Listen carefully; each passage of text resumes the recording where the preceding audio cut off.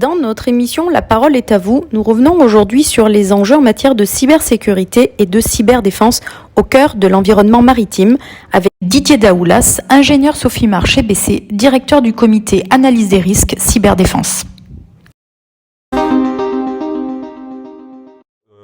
Vis-à-vis de la problématique cyber, je dirais que les enjeux sont très importants, mais pas seulement pour le secteur maritime français, mais pour toute l'économie française et européenne, parce que actuellement le transport maritime représente 90% du transport dans le monde, et c'est même aussi des voies d'approvisionnement majeures pour l'Europe de manière générale. Donc un événement significatif qui pourrait venir impacter le secteur maritime français, que ce soit les navires, un armateur ou les grands ports français, aurait forcément une résonance très forte sur l'ensemble de l'économie française et européenne. Ce qu'il faut savoir, c'est que les cyberattaquants ont toujours un coup d'avance et que finalement, ce n'est pas forcément des nouveaux risques que l'on va avoir, parce que les risques, c'est finalement de perdre son exploitation, sa capacité d'exercer son métier, de mettre en œuvre son bateau ou ses infrastructures terrestres, du fait d'une avarie majeure sur ces systèmes d'information. Mais c'est plutôt aujourd'hui les scénarios qui vont différer et leur impact qui peut devenir de plus en plus important. Et pour l'illustrer vis-à-vis de votre question sur les navires autonomes, les scénarios vont différer puisqu'aujourd'hui, de plus en plus, que ce soit les navires qui sont téléopérés ou les navires autonomes, les scénarios peuvent devenir plus impactants du simple fait qu'aujourd'hui on a accès au système d'information via l'Internet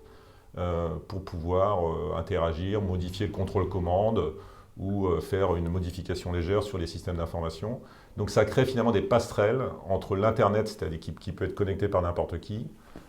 et les systèmes d'information à bord. Et par ailleurs, il y a de plus en plus de passerelles à bord ou dans les structures à terre entre les systèmes d'information classiques et ce qu'on appelle l'OT, l'Operational Technology, c'est-à-dire l'informatique qui sert à la mise en œuvre des installations opérationnelles, comme par exemple l'appareil à gouverner, la propulsion ou les systèmes de navigation. Donc ça veut dire que par là même, on crée des traverses directement entre quelqu'un qui pourrait être à terre, à l'extérieur, l'Internet,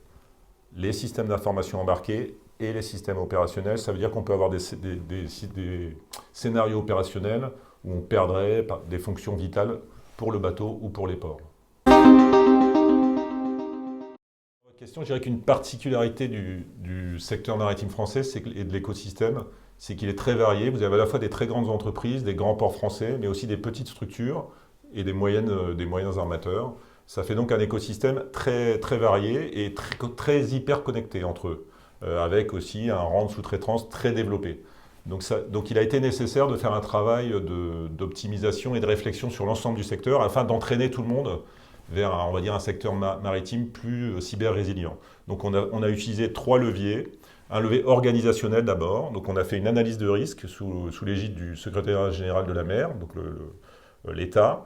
qui a permis de mieux identifier les risques, les vulnérabilités et aussi les moyens d'y faire face. Ça a donné lieu ensuite à l'édition d'une stratégie cybersécurité pour le monde maritime, deuxième point, et ensuite de s'organiser. Donc ça c'est pour le premier aspect, l'aspect organisationnel. Ensuite il y a un volet opérationnel, c'est-à-dire si on a une attaque, qu'est-ce qu'on peut faire, qu'est-ce qu'on a comme moyen pour y faire face. Donc on a créé le France Cyber Maritime, qui est une association qui est implantée à Brest et qui aujourd'hui a pour objectif de pouvoir à la fois travailler en amont, former les gens, mais aussi de faire face à une attaque, c'est-à-dire vous pourriez appeler France Cyber Maritime et sa composante qui est le MCERT, le Maritime Computer Emergency Response Team, qui est une unité opérationnelle qui va concrètement prendre en compte votre appel, identifier les problématiques que vous vivez et mettre en place des réponses avec un certain nombre d'acteurs qu'on a identifiés.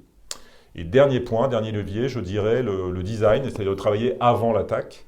Donc ça consiste à concevoir des navires et également des infrastructures terrestres qui prennent dès le départ, dès la conception, des dispositions et des barrières aux attaques cyber et également des systèmes qui pourraient mettre en évidence le simple fait que vous êtes attaqué. C'est par exemple les SOC, qui sont des systèmes de surveillance qui vont voir des préalertes et pouvoir identifier qu'il y a des gens qui viennent voir chez vous, alors qu'ils ne vont pas forcément vous attaquer au départ, mais comme je vous le disais dans la première question, ils vont venir voir si on peut venir et jusqu'à quel niveau de profondeur on peut visiter vos installations.